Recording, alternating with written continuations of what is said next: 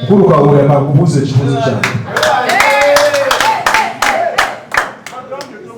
Sebo Mr. President,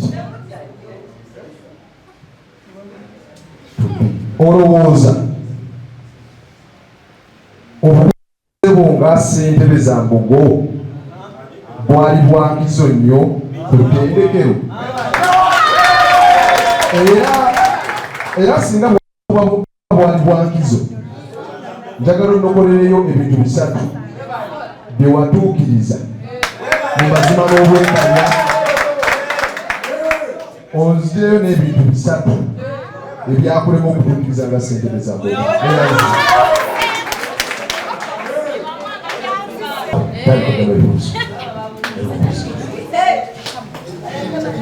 Tata mbadde nsaba moderator buli muntu omuperekedde ati tukwete dakika ssatu be bantu basatu nga bwe mukimanyi kyobutaliiko ntogolo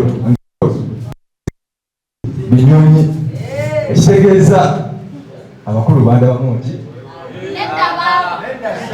weewaawo ntandise n'eziwa, ntandise ne His Excellency Ziwa. Bwemba ziyiseemu kikikizaawo.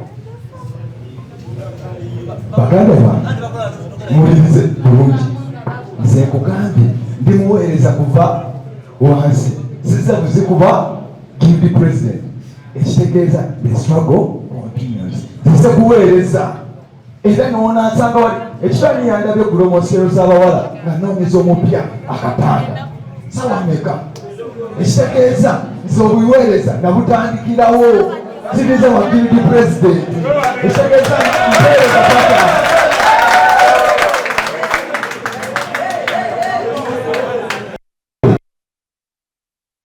nekya mukulu Simon bibadde bibiri nga bifaanagana, si kyenzizaako embankoze etya nze obuweereza bwe ndimuweereza okuva dda.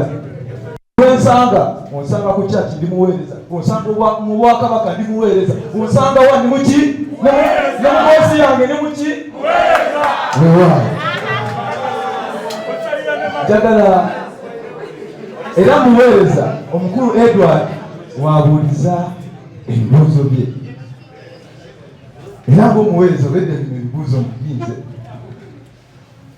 ebintu biki bisatu benakola ki binatuukako sanyusanga mu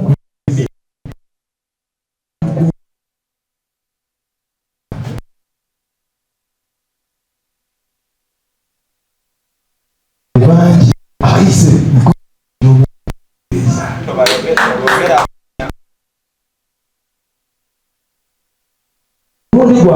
ja kuba ssentebe twali batono abajja mukulembeze. Bwe nali nvaako nalina olukandagalo lw'abakulembeze anamu mwabo nga bajja kukwongereza ku eryo tofaali gyenkoze eki byetaddeko. Baganda bange ekikemu yesigadde baganda era nkuweereza